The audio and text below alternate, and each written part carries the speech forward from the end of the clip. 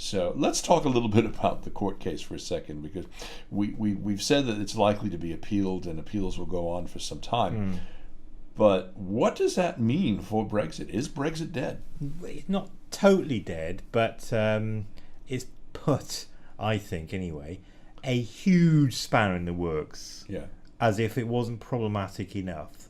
The whole thing. I mean, that 2-year deadline, which May supposedly was going to kick-start with Article 50 in March. That was never going to happen in a million years. What if she just unilaterally does it, though, as the Prime Minister? What happens then?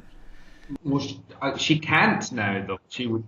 I don't think Europe would let her. I think the second she tried to do that, the court, it would be appealed and it would be nullified if she did. Do you think, Paul, that that you can whip something like this?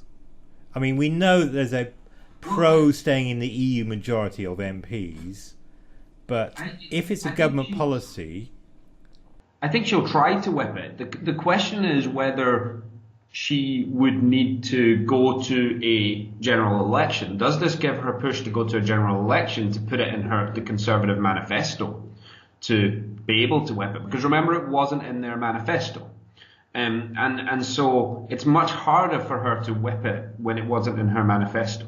And you've got people like Ken Clarke who are never going to be whipped. Ken Clarke is not about to turn around and vote to leave the EU as such a Europhile. Nor is the current Hammond, the Chancellor. I mean, there's so many members of the cabinet. She put the three most rabid Brexiters, and even Boris Johnson, I'm not sure how rabid he was, other than he thought it was politically expedient for himself, in charge of this whole process, and they've clearly shown they're not up to it. So, and by the way, we should probably explain to members of the audience from other parts of the world that don't understand, when we say whip it, we're not talking about a song.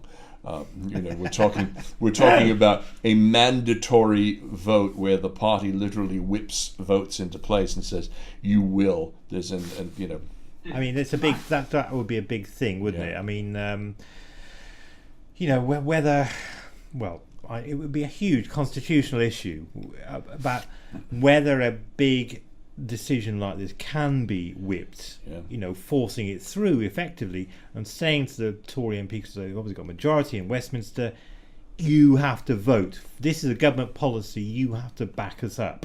That's what whipping means. Paul? And this is where I'm not sure she can, because it wasn't in their manifesto. And so that creates problems. The question I have is, what does this do for UKIP?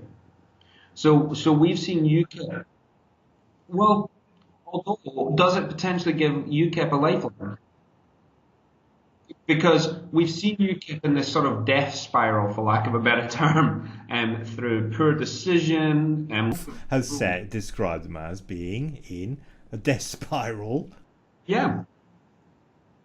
And so does this give them a little bit of a lifeline to say, no, we have a purpose to exist again, because without us, does this give them air? I don't know that it does, because there are so many problems going on within UKIP that this may not solve, but it potentially gives them a route back in, which actually I think the door had closed to them. And I think that ends fighting.